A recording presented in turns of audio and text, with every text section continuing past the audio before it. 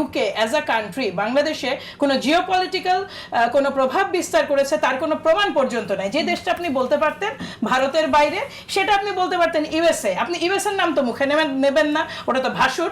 ওই নাম নিলে তো সমস্যা। এই বোধহয় কথাটা আরেকটু ক্লিয়ার হওয়া দরকার। এটা আমাদের সম্মানিত মহাসচিবের তার নিজস্ব একটা উপজেলায় ইউনিয়নে দেওয়া বক্তব্য, হয়রানিমূলক মামলা নিয়ে বলা হয়েছিল পুরো বক্তব্য। ওকে, তাহলে হয়রানিমূলক মামলা কেন হবে? হয়রানিমূলক মামলা দেখুন, যেখানে মানুষ যখন নির্যাতিত হয়েছে গোটা বাংলাদেশে 5ই আগস্ট পরবর্তী বা 36শে জুলাই পরবর্তী মানসিকতাটাকে বিবেচনায় নিতে হবে। আর কোন দল, যেমন আমি একটা সহজ কথা বলি, বিএনপি কিন্তু 4 থেকে 4,500 মামলা বিএনপি করেছে দল হিসেবে। এছাড়াও আলাদাভাবে সরকারিভাবে মামলা মানে ছাড়া, ট্রাইব্যুনাল ছাড়া অন্য কয়টা হয়েছে আমার ডাউট আছে। অন্য কোনো রাজনৈতিক দল আমার জানা মতে কোনো আওয়ামী নেতার বিরুদ্ধে কোনো মামলা করেনি। এই 4,500 মামলার মধ্যে যখন আসামি হিসেবে 5 জনকে করতে গেছে, একটা জিনিস, যিনি নির্যাতিত হয়েছেন তার মাথায় বড় আওয়ামী লীগ নেতার নাম এসেছে, তিনি হয়তো নামটা দিয়ে দিয়েছেন। কথাগুলোটা এইভাবে বলা হয়েছে এবং এই বিবেচনাটা মাথায় রাখতে হবে। হয়রানিমূলক মামলা আপনি বলছেন যে সবচেয়ে বেশি মামলা করেছে বিএনপি, যারা ভুক্তভোগী একমাত্র রাজনৈতিক দল করেছে। আমার মনে হয় না কেউ করেছে। সেক্ষেত্রে হয়রানিমূলক মামলা তুলে নেওয়ার জন্য ক্ষমতায় যেতে হবে কেন? সেটা এখনই তুলে নেওয়া যায় না। হয়রানিমূলক মামলা এর বাইরেও যেগুলো পরবর্তীতে হয়েছে, আপনার বিভিন্ন থানা শতপ্রণোদিত হয়ে তাদেরকে সেভ করার জন্য কিছু মামলা সেখানে দেখা গেছে যে বাদী জোর করে, এটা অসংখ্য ঘটনা আছে বাংলাদেশে। আমি রাজশাহীরও 2-4টা ঘটনা জানি যেখানে পুশ করেই মামলা করানো হয়েছে আইন শৃঙ্খলা রক্ষাকারী বাহিনী তাদের পিঠ থেকে দায় সরানোর জন্য। এরকম বেশ কিছু ঘটনা ঘটেছে। যেটা আমার ধারণা তিনি যেটা মিন করেছেন যে এখনকার যে রানিং মামলা আছে এগুলো অনেকগুলোর বাদী আমরা নই, অসংখ্য মামলার বাদী আমরা নই। এই মামলাগুলো ডিসমিস, এগুলোর যে মামলাগুলোর মেরিট থাকবে না সেগুলো তো অটোমেটিক্যালি ডিসমিস হবে। কিন্তু বেশিরভাগ মামলারই যে মেরিট আছে, যে অধিকাংশ মামলারই তো মেরিট আছে, এগুলো তো ইনসিডেন্টের উপরে বেস করে মামলা।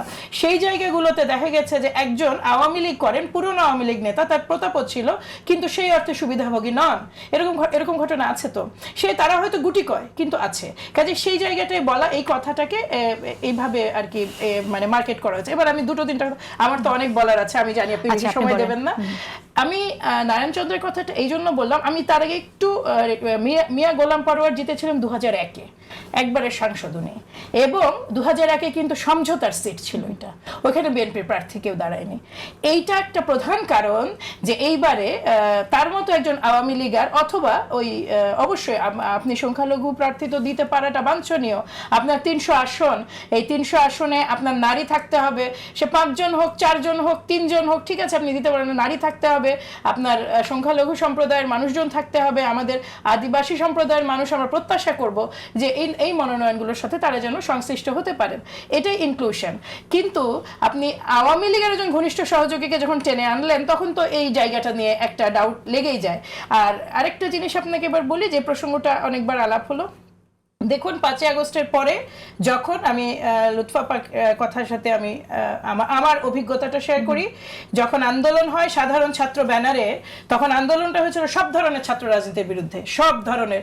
আমাদের ঢাকা বিশ্ববিদ্যালয়ের নারী নেত্রীরা, যা ছাত্র দলের, তারা যে কি লাঞ্ছনার শিকার হয়েছে ওই সময়, কুয়েটে যে কি নৃশংস হামলার শিকার হয়েছে আমাদের ছাত্র দলের ছেলেপেলেরা, এবং ঢাকাতেও, এটার বলার বাইরে। এবং দিনের পর দিন এই ঘটনাটা ঘটেছে। এবং দেখুন, আপনি নির্বাচন করলেন সম্মিলিত ছাত্র পরিষদ নামে, আপনি তো শিবির নামে কোথাও বাংলাদেশে কোথাও নির্বাচন করেননি।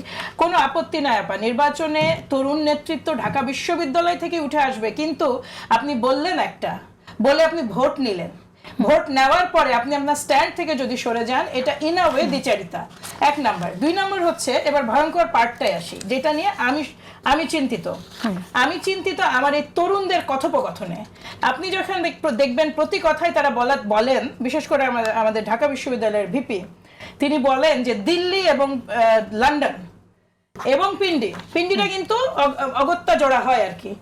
আপনি সবকিছুকে আওয়ামীকরণ করে ফেলার আপনার একটা প্রবণতা আছে, এটা খুব রং। জেসিনাপা, বাংলাদেশ জাতীয়তাবাদী দলের নেতা, ভারপ্রাপ্ত চেয়ারম্যান লন্ডনে আছেন। লন্ডন তো কোনোদিন ইউকে অ্যাজ আ কান্ট্রি বাংলাদেশে কোনো জিওপলিটিক্যাল কোনো প্রভাব বিস্তার করেছে তার কোনো প্রমাণ পর্যন্ত নাই। যে দেশটা আপনি বলতে পারতেন ভারতের বাইরে, সেটা আপনি বলতে পারতেন ইউএসএ। আপনি ইউএসএর নাম তো মুখে নেবেন না, ওটা তো ভাষুর।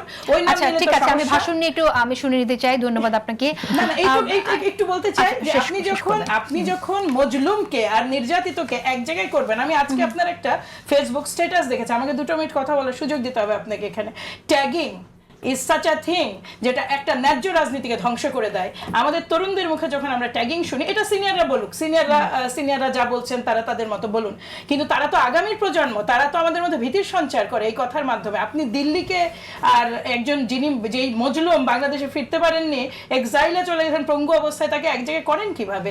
এই জায়গাটা কতটুকু আপনি নিচে নেমে রাজনীতি করবেন যে সিনাপা, এটা তো একটা এটা তো ভীতিকর ব্যাপার। আগামী তাহলে কি মানে আগামীতে কি অপেক্ষা করছে? আচ্ছা, আপনাদের রাজনীতিবিদ হিসেবে আপনাদের কাছ থেকে আপনাদের অনেক কিছু করার আছে। ছবি আমি এবার আপনার কথাতে একটু শেষ করি। আপনার আর ফারজানা রূপার ছবি যদি একসাথে টানা হয় এই কারণে যে আপনি কিছু ন্যায্য প্রশ্ন তুলছেন, আপনি কি সেই ব্যক্তি নন যে বাংলাদেশে থাকতে পর্যন্ত পারেননি, আপনার সন্তানদের নিরাপত্তার জন্য আপনাকে এই বাংলাদেশ থেকে বেরিয়ে যেতে হয়েছিল? আপনার এই সাফারিং তো আমরা চোখে দেখেছি। কাজে এই জায়গাটাই যার দোষ এইরকম এতখানি অধঃপতন হয়, তার কিছু বলার তো নাই।